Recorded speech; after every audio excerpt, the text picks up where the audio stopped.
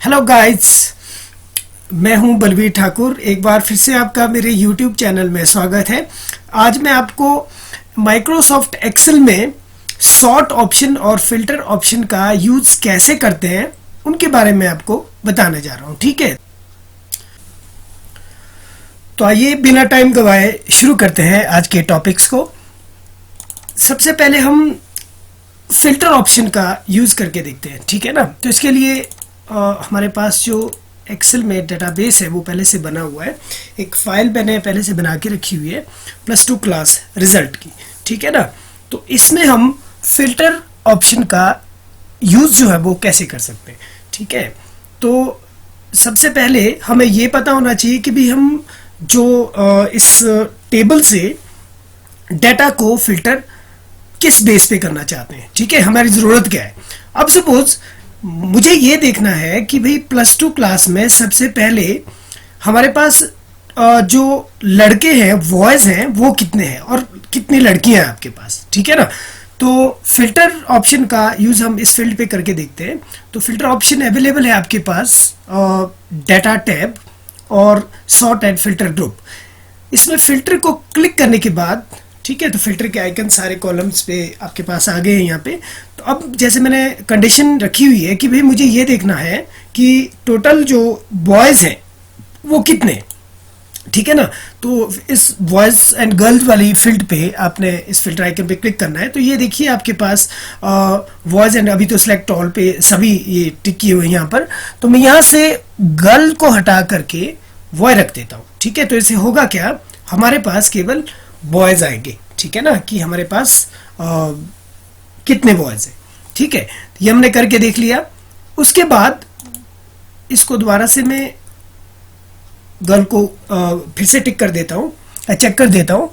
तो फिर से मेरे पास ये टोटल स्टूडेंट्स आ गए। अब हमें ये देखना है कि भी कैटेगरी में कितने लोग इसमें जनरल में हैं। पहले जैसे आप फिल्टर पे क्लिक करेंगे तो जितनी भी कैटेगरीज होंगी इस रेंज के अंदर नीचे तो वो सब यहाँ आएगी। अभी तो सपोज जनरल है और SC है, इसमें हो सकता है OBC भी है या फिर कोई और भी कैटेगरी इसमें हो सकती है, IRDP हो सकती है वगैरह वगैरह।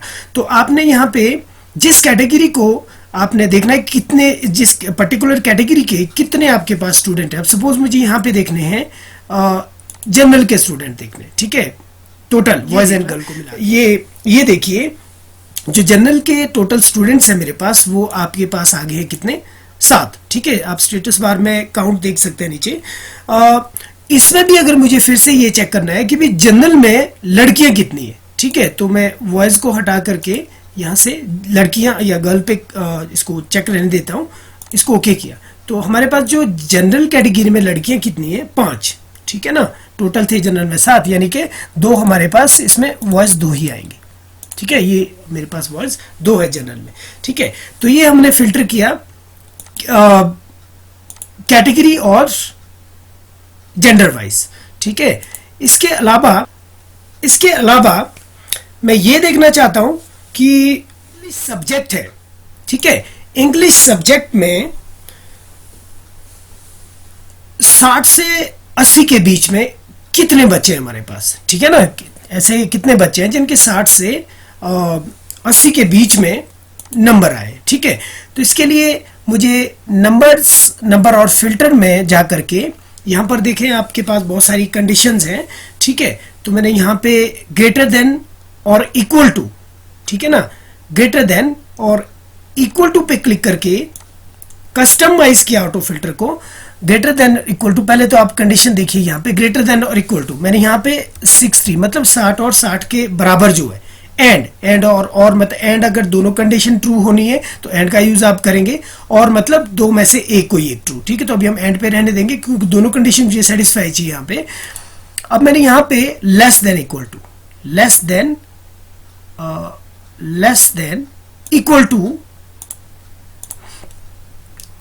80, आप यहाँ खुद भी मैनुअली भी टाइप कर सकते हैं 80। ओके किया, तो ये देखिए अंग्रेजी में आपके पास 2 ही बच्चे निशांत और आकांक्षा जिनके 60 और 80 के बीच में मार्क्स है। ठीक है, तो कंडीशन आपकी कोई भी हो सकती है यहाँ पे। तो ये आपको क्या है किस बेस पे आप डाटा को फिल्टर करना चाहते हैं। ठीक है, तो ये था ऑटो फिल्टर। तो एक दूसरा फिल्टर हम इसमें यूज करते हैं, वो होता है एडवांस फिल्टर। एडवांस फिल्टर ऐसे डाटा तो ये भी इसी तरह से ही फिल्टर करता है। इसमें थोड़ी सी फीचर एक अलग है। ठीक है, इसमें हम डाटा को जो आप फिल्टर करने जा रहे, अभी तक आपने क्या देखा कि भाई जो भी रिकॉर्ड हमने फिल्टर किए वही केवल आए, बाकी का जो डाटा था आपका वो हाइड हो गया। ठीक है, एडवांस फिल्टर में क्या होगा, इसमें जो डाटा आप कंडीशनली जो आप फिल्टर करने जा रहे हैं, ठीक है, उसको आप किसी दूसरी लोकेशन पर भी कॉपी कर सकते हैं। ठीक है, तो आइए देखते हैं कि हम किसके लिए क्या कर सकते हैं, कैसे हम इसका यूज करते हैं। तो मैंने यहाँ पे कंडीशन इसके लिए हमें क्या करना पड़ेगा, सबसे पहले एक कंडीशन हमने सेपरेट रेंज पे हमारी एक कंडीशन होनी चाहिए इसके लिए। तो अब सपोज मैंने यहाँ पे कंडीशन लगाई ITS की, तो इसको कॉपी पेस्ट कर लेते हैं जरा, इसको आप कहीं भी कंडीशन को लिख दीजिए। तो ITS में ग्रेटर देन 80 मार्क्स कितने बच्चों के, ठीक है ना। अब सपोज ये हमारी कंडीशन होगी, क्राइटेरिया हमारा एक तरह का। तो अब जो है एडवांस फिल्टर पे क्लिक करने के बाद लिस्ट की रेंज क्या है आपके पास, तो रेंज है केवल ITS। तो ITS वाले आप कॉलम को पूरा सिलेक्ट कर दीजिए नीचे तक, ठीक है ना, पूरी रेंज। उसके बाद क्राइटेरिया की रेंज क्या है आपके पास, ये भी मैं यहाँ से सिलेक्ट कर देता हूँ। ठीक है, क्राइटेरिया की रेंज क्या है, ग्रेटर देन 80, मतलब 80 से ऊपर आपके पास कितने मार्क्स हैं। ये देखिए दूसरा ऑप्शन यहाँ पे मेरे पास क्या है, एक तो दोनों फीचर अवेलेबल है इसमें, filter the list in place, मतलब इसी जगह पे फिल्टर करना आपने, या फिर copy to another location. Another location पे मतलब आप सेपरेटली आपका जो ओरिजिनल जो डाटाबेस है वो बिल्कुल वैसे के वैसे रहेगा। कॉपी टू अनदर लोकेशन, कहाँ इनको कॉपी करना है, इसके लिए भी आप इस कोलैप्स कमांड को क्लिक करके इस तरह से रेंज आप बैकग्राउंड में इसके लिए सिलेक्ट कर सकते हैं। ठीक है, यूनिक रिकॉर्ड आने चाहिए। ओके, तो ये देखिए 60 से सॉरी ग्रेड 80 से ऊपर जो है मेरे पास वो कितने स्टूडेंट्स हैं, केवल 3 स्टूडेंट्स हैं। अगर आप ये देखना चाहते हैं कि कौन कौन से स्टूडेंट्स हैं, तो आप उसको इसके लिए हमें इन द प्लेस, मतलब इन प्लेस आप इस डाटा को फिल्टर कर सकते थे। ठीक है ना, तो अलग से अगर खाली काउंट करने आपने बच्चे कि कितने हैं, कंडीशन ज़्यादा भी हो सकती हैं। अगर हमें इस फील्ड के बेस पे भी रेंज को सिलेक्ट किया था, तो देखा कि भी हम फिल्टर का यूज कैसे कर सकते हैं। ठीक है, तो फिल्टर दो तरह के होते हैं, एक फिल्टर ऑटो फिल्टर और एक दूसरा एडवांस फिल्टर। ठीक है, दोनों का यूज मैंने आपको करके बता दिया यहाँ पर। तो इसके अलावा जो दूसरा ऑप्शन है मेरे पास वो है सॉर्ट। ठीक है, तो सॉर्ट का मतलब होता है डाटा को क्रम से रखना। ठीक है, क्रम से रखना।